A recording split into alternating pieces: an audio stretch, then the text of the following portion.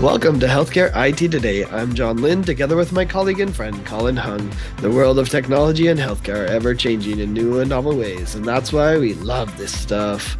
So join us as we discuss the latest healthcare and health IT news, meshed together in new ways which help generate ideas and new perspectives. Plus, we'll have a little fun along the way.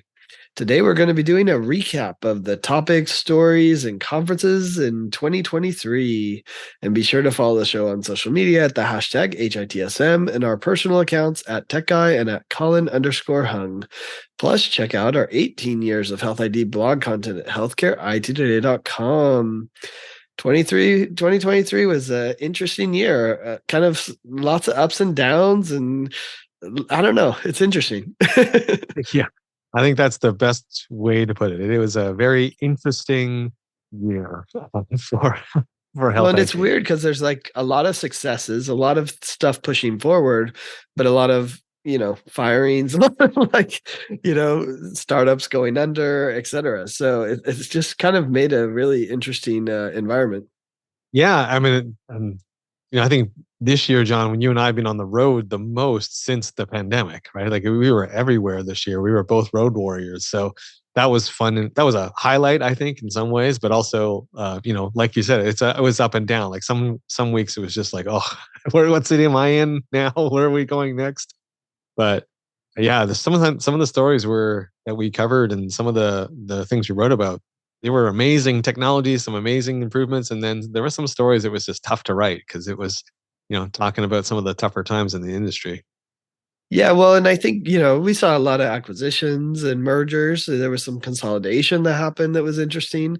But, as I look at it and I look at 2023, I think there's some big takeaways of big macro trends that are happening that are worth noting. And, the one that I see, that is a topic we've covered quite a bit on this show is that I actually predict that 80 to 90% of people are going to use ambient clinical voice. Like that seems clear to me that they're going to have that. In fact, I'd go so far as to say that many doctors, when they look at where they want to practice medicine, they're not going to say, what EHR do you use? They're going to say, what ambient clinical voice do you have? Because that's going to become the physician interface is the ambient clinical voice. So to me, that's my big takeaway from 2023 is it's matured enough where just like when I first started blogging about EMR, and, we started there and we said, should we implement an EMR? And then it moved to, yeah, we should implement it. How should we do it? And then the stimulus money hit and everyone said, slam it in there. But like, that's not going to happen with ambient clinical voice. But we were at the stage at the beginning of 2023. It's like, should we implement ambient clinical voice? Now we're saying, which one should we implement? And so that, to me, that's a big takeaway and a big evolution in 2023. And then here's another key fact for people. I think the differentiator is going to be the EHR integration of the ambient clinical voice. So watch for that as a kind of differentiator between the different options. Yeah, I mean, hard to argue with there. I mean, definitely ambient clinical voice was one of the top topics of anything that we read about, went to, talked to. For me, it's sort of a similar vein. My key takeaway of 2023 is how much health IT companies are leaning into AI. Every user conference I went to, every announcement, I mean, it's very clear people are leaning into AI, but not just for the hype anymore. It was like, here's how we're specifically going to deploy this. Here's the specific workflow we're going to try to improve with it. Here's what we heard from our users of where they want to see AI being added. So, I mean, AI itself, obviously a huge topic of 2023, but what I found more interesting was just how much companies were leaning into it and being thoughtful on how they were going to deploy it. So, whether it was an EHR, a bunch of the EHR companies that we spoke to or went to their user conferences, or whether it was just some folks we met, at their booths, to me, that's the key takeaway is just how much these companies are really investing to make AI happen in a good way, in a smart way. Yeah, another big takeaway from 2023 is that most healthcare organizations, hospitals, health systems are doing app rationalization and trying to minimize the number of applications they have. The amount of investment they do in that because they had app proliferation, and now they're saying, no, we don't want this. Let's slim down our stack. One, because of security, two, because of costs, three, because it's confusing. It creates a bad user experience for the end users and the patients. So, all of that, I think that's a big takeaway, so all of these are, legacy IT vendor companies like Harmony Health IT and MetaQuant and, these companies, Galen Healthcare, which got acquired as well, like those ones are going to do really well because every hospital and health system that I see is saying, let's minimize the number of systems we have. Let's archive the data because we have to retain it for a certain period. So that was a big takeaway and a big focus of so many organizations. Yeah, again, hard to argue with that one. Definitely saw that trend as well. But my other key takeaway, John, is the focus on digital front door technologies. I think because of the revenue challenges, because of the staffing challenges, I just heard and felt and looked at the articles I wrote, and there was a lot on patient engagement tech, right? Patient self scheduling, anything to basically try to bring in more patients into the provider side was talked about, was really really a focus. A lot of the healthcare organizations I interviewed and spoke to, that was where they're putting their money in 2023, was on that front end. That's quite a change, right? Because before they were like, no, I don't think we need to do that. But now I think patients are saying you have to, or I'm not going to. Yeah, that was a key takeaway from the class event that you and I went to recently, the patient engagement summit that they had, the patient innovation summit. And I think Adam Gale was one who said that we've moved from self scheduling as a nice to have to a you better have this or I'm not coming to you. Like that's how far we've moved in 2023, and I think he's right. I know self scheduling now is people are like wondering why you don't have it for every type of appointment that they want to try and book. Yeah, the other one that's interesting is security. I mean, it's still Mm. top of mind for so many organizations. There's so many breaches. The ransomware is hitting them. So, it's tough because it's never going to go away. It's always going to be there. It's never going to be perfect. But, there's definitely has to have been some investment. And those that haven't invested are regretting it. And those that have, sometimes they regret it too because they still get breached.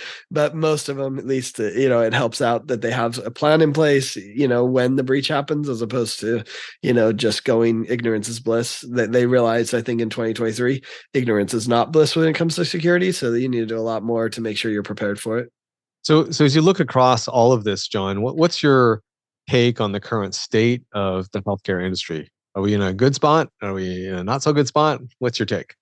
I mean, it's such a mixed bag, I think, for me, because on the one end, it's like the most exciting thing to hear doctors say, this is, this makes why I got into medicine worthwhile when they use like ambient clinical voice or something like that, right? Where they're like, this is how I wanted to practice medicine. And even some automations on the RCM side, right? Like, oh, we're getting paid for the work that we actually did. That's good, right? And so, on that side, that there's some real innovations that are happening that are exciting and they're really changing the entire environment. But on the other end, we're all getting pinched, especially with the extra costs of doctors, nurses, travel nurses, et cetera.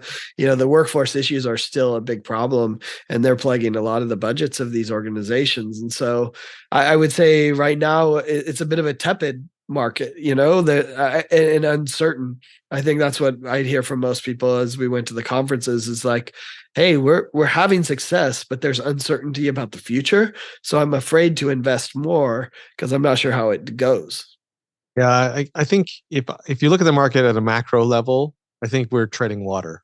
Meaning, I think there are some because I think there are some pockets of healthcare that are doing well. I think I just mentioned, digital front door, right? You talk to companies like the Kairos of the world and anybody doing any self scheduling, they're doing well. I mean, those are the investments that people are making.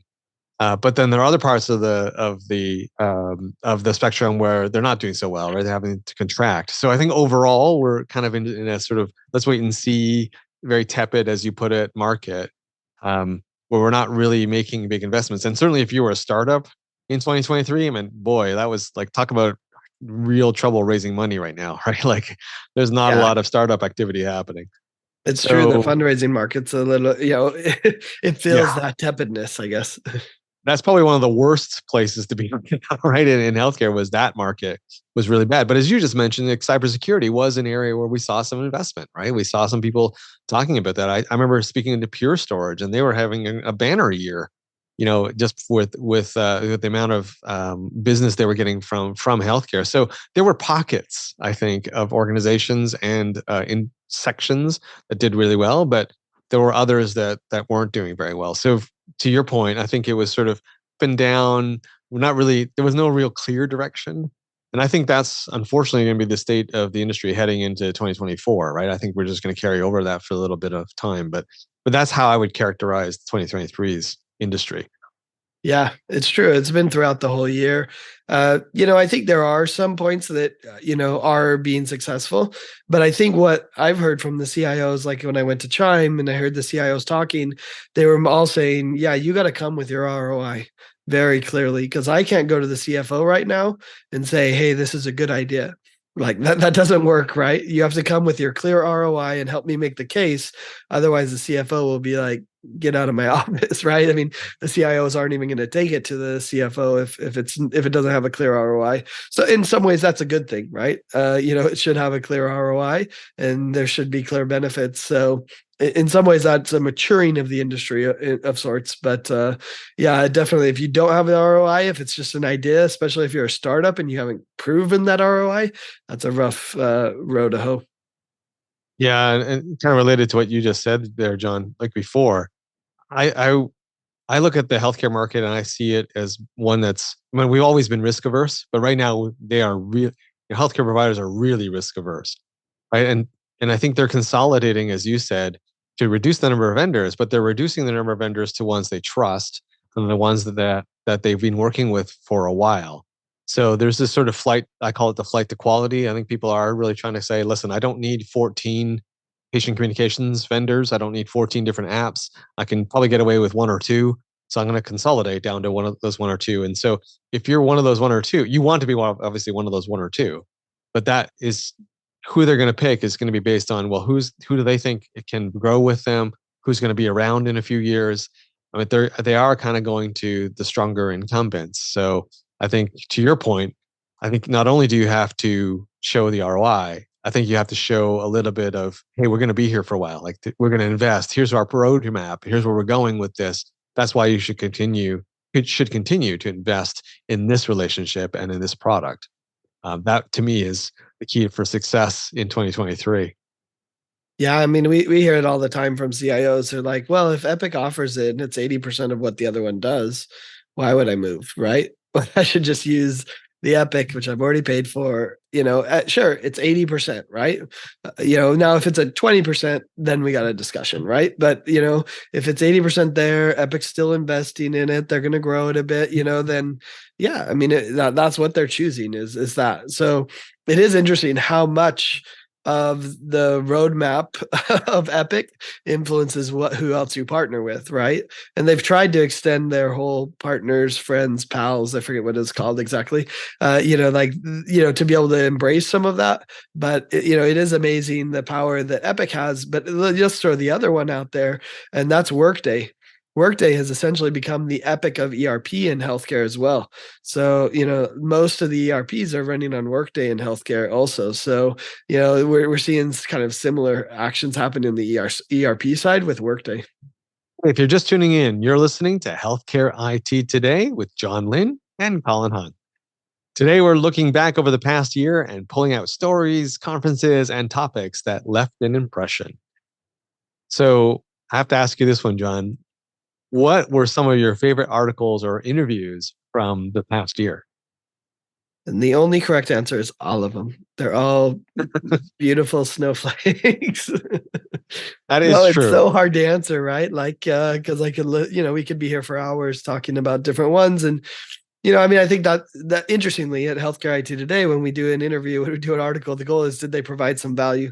So to be fair, they all provided some value, but maybe a couple that stood out that were unique and then brought me something that's like, oh, I didn't expect that. I had one interview with Cognosis, which was an RTLS system, which I'd heard about RTLS. I'd wanted RTLS for a while, but it always felt like half baked, like where it's like, yeah, you could do it, but it's too expensive.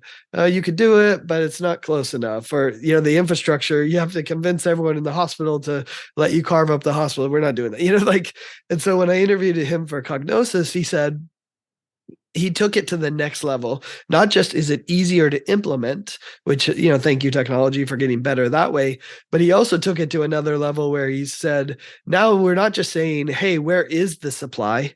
We're actually using the data from the RTLS to know what the supplies are and restock it or move the supply where it needs to be so that you don't even have to look at the RTLS, that the RTLS is invisible. And I thought that was a really interesting next level innovation for RTLS. So that one stands out to me. Another one is Atropos Health. Interesting company that takes all the data and basically summarizes it into this note for complex patients, including all of the research on that specific patient. So, it's a mixture of good research, AI produced into this note, but their turnaround time can be days. I mean, I think they do have it within a few hours for certain cases, and we'll see how quickly they can get it down to. But it was fascinating. Of course, this is for very complicated cases where there's like overlapping research and overlapping data from multiple providers, and they aggregate it into one and give you a summary so you can understand what's needed. And I thought that was a really interesting use because there is so much data out there. And while we'd love for ChatGPT to solve this for us, it's not there yet. So Atropos is doing essentially the manual version of ChatGPT that you can trust. So I thought that was interesting. And I'm sure that they're still applying AI and things like that to help them as well. So it will get better and better. You're so right, John, that we could be here for hours talking about all our different interviews that we did. We did so many this year. I was just commenting before we got on air here. Like, if you look at how many videos and how many interviews we did, even by email, it was a lot in 2023, which is great. I mean, it's always fun to talk to people, and I know you and I both enjoy that kind of thing. So it's nice to see that there were so many this past year. But there were a couple that stood out for me. One in particular was very early on in the year when I did the interview with Trait Health, Okay. and they Trait, sorry, and they they had their customer there, and we were talking about the initiative in Texas for adolescent mental health, and that was very eye opening for me. I mean, just the degree of the problem of the challenge, and then to hear how they're really pulling resources together across the state to really provide this mental health services to youth in Texas. So, A, amazing technology, B, an incredible purpose there. And just it was so much fun talking to the two ladies just about their project. You could just feel the enthusiasm and the passion they had for this. So I just remember that interview sticking out in my head because you just feel the energy while we were doing it. So that one sticks out in my mind as one Yeah. of many. Well, I got to interview Trait too. I enjoyed that. I mean, what a great mission, an important one for anyone that has a kid with mental health. You'll understand. A couple others that stood out, and I love the engaging ones, like the Proof Point CDW one I did with, two guys that I've known for a long time. And so, it was just comfortable and there was no BS, right? Like it was just straight to the real talk, and I thought that was good. Sensinet is a similar one. We did a Sensinet one with Intermountain talking about the security and models of security that can be used and what they developed and published for others to be able to use, that they used all their research from and data from Sensinet, but Intermountain's expertise and understanding to be able to create a model that everyone can use. So I think the model one was pretty interesting. And just to throw out one other model is FinThrive. They came out with their Rev Cycle maturity model.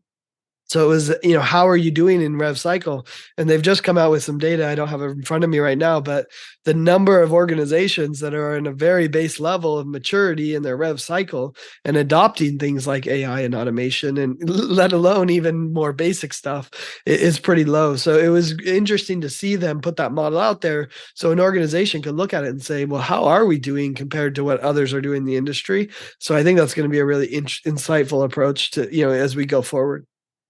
Yeah, some other ones on my list that I want to pick out. I loved doing the Redrick Technology site visit. They let me come into their place of business, and I got a chance to see how they make their radiology workstations. And really, not only was that fun and a unique opportunity because we don't get to go to do a lot of site visits like that, but also just learning how much emphasis they put on listening to customer feedback and incorporating that into their product. I mean, you think of a workstation, you don't really think of the SaaS model and how you can just improve it every time. But that's kind of the model they have. Like whenever they hear a piece of feedback, they say, "Oh, you can make it better by just doing X." That's right away into their next desk that they make, the next workstation. So it's kind of a unique approach. Really enjoyed, going to their facility and interviewing those guys. It was really great. I have to say that another interview that I really enjoyed, again, just because for me it's a new world, one that I hadn't spent a lot of time in, and that was with Jennifer Mueller. She's the president of AHIMA, and I got a chance to spend time with her to learn more about the HIM world, or the information management profession, and she was just amazing to interview. And And then you the got to be last one, on stage for the keynote. yeah, That's well, I got to save that for my next question, but oh, sorry, yes, I that's got the a chance next to be on question. stage. Sorry. But actually, I do have to say that was probably the best lit interview I ever did because it was on the main stage, and so it was perfect lighting. It was like I'll never be able to recreate that level of lighting It again. did look good. That's Yeah, we true. had like so many spotlights on that stage. It was amazing. And then there was another one that stood out for me. Again, learning something really new. That was when I did the interview with Jim Jurgis from HCA, which we got the introduction from clinical architecture. And so Jim was telling me about the sepsis project that they had run and about using clinical architecture to deliver quality data, but how the sepsis project actually helped them prepare for the next hurricane that they were in. And that was such a weird tie, but it was amazing to hear him make that tie. And basically, Wow. it was because of the information they gathered that allowed them to be more prepared for the next hurricane. It was pretty amazing. And I really liked that. Yeah, I'll throw one other logic source was really interesting. They basically aggregate all your cost data and say where are your costs out of, and including what are your costs compared to other industries. So if hotels are paying XYZ for your, elevator service and you're paying this, why are you paying that, right? It helps you negotiate your costs. So I was fascinated by that idea. I mean, simple use of technology and data to really make a cost impact. I loved it. So, John, got to get to this question. What it was your favorite conference of 2023? Yeah, it's hard because I enjoyed so many, and I enjoy seeing friends. Right? I will say that this is a bit of a shocking that the first one that came to my mind was actually the Oracle Health Conference. And it's shocking because I only made it for one day, I think, or like day and a half, something like that. So I didn't even make it to the full event, but I just really enjoyed hearing what they were doing. The exhibit hall had a lot of the vendors that I really enjoy meeting with and being able to talk to them and hearing what they were doing. They put on, obviously, I mean, it's Oracle, so you can imagine the production was amazing and everything. So, the keynote was a little lackluster. I told them on the feedback, I was like, yeah, you could do a little more, right? Because it was so produced that you're like, oh, okay, yeah.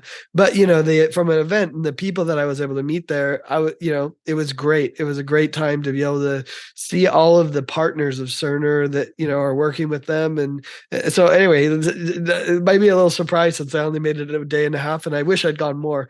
So next year I'll be fixing that since it's back in Vegas again. Nice.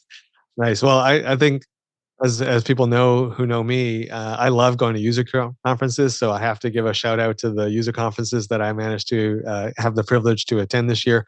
Epic for the very very first time. It was rare they allow media there, so just thankful to be there. And it was an amazing conference. Epics, eClinical Works, NextGen, all these organizations allowed us to be there, and I enjoyed all of those. They were really great. But I can't. I have to pick this one because it was such a unique experience for me, and that was AHIMA 2023, the conference in Baltimore, which happened at the same time that Health did. But I got the chance to be the MC at that conference and to be up on the stage rather than being in the audience talking about what was happening on stage. That was very unique, and I loved it. It was a great experience. I had a lot of fun. I hope the audience had a lot of fun too. We got a lot. We had a few laughs together, and so being the MC for the entire 3 days was a lot of fun. Yeah, well, I see a new career. Hopefully next year you get a couple keynotes, couple MC. I think that's a new line of business for. No, That would I heard that'll good be things. fun. That'd be fun. Although, I might have to, get maybe a joke writer or something because I think I used up all my jokes at the aim of 23. We could do that. We can find it. No, I'd say another one that was I wasn't sure how it would be going into it was the Civitas conference, and Mm. there's something about conferences. You need to understand the culture, and you need to make enough friends to be able to have a good time at the conference. And maybe I've turned that corner with Civitas, so then I knew enough people that it was really incredible to hear what was really happening with interoperability with HIEs. So that was a really fun one. And then, of course, hymns and vibe for me were, that they'll always be good because there's just so many people and friends and smart people that you can talk to in the evenings at parties at, during the day, go to sessions, stop by their booth, right? So, those two are going to be mainstays forever. And, at least, in what we do, I think it will be around for a long time. And they were both good. And one other Chime as well. Chime is always, if you want to know CIOs, you want to meet with them, it's still the best place to do that. Yeah, no, I mean, you can't argue with that. Hymns Vive were awesome. I have to say, our conference, of course, right? The last HIPNIC conference this year. Yeah, are we biased for that? Yeah. Yeah, we're a little biased, so It is we the won't best. we'll say more about that. But that's a lot of fun. And I have to say, the MGMA conference with some of the changes they are trying to make to that conference. I mean, that one was a lot more energy this year. It stood out for me. It was in a great place in Nashville, so I have to give a shout out to them. So yeah, just a lot of memorable conferences this year. And the one thing I will say, we didn't cover it in the state of the industry, but even though the numbers weren't back, John, in terms of the attendance, I think the energy was back. This was the first year after the pandemic that went to a conference. And I was like, oh, people are really excited to be here. And there's that buzz again. Even though the numbers, I think, are still down across the board for everybody in terms of attendance, but the energy was back. And I think every organizer I spoke to was commenting on that. Yeah. Well, I think at a lot of the user conferences that it was even back, attendance wise. I mean, I went to the AWS one. That's just another experience altogether, because it's cross industry. So it's a little hard to evaluate what's healthcare within that. But, I mean, we were pretty lucky this year. We were able to go to a lot of them. I went to Point Click Care. I went to SAS. We went to CES, which is a classic here in Vegas. So, but you're right. I think there is an energy, and it's proven that people want to get together. They want to connect with each other. So I don't think that's going to change anytime in the future. Well, John, that's the wrap. That's the bow that we can put on 2023, I think. Nice. All right. Hey, thanks to all of you who tuned into this episode of Healthcare IT Today. You can find more details about our show by checking out the programs page on healthcarenowradio.com. And please share your comments and your voice with the community at healthcareittoday.com and on social media using the hashtag HITSM. I'm Colin Hung, along with my friend and health IT collaborator, John Lynn. Thanks for listening, and have a great week.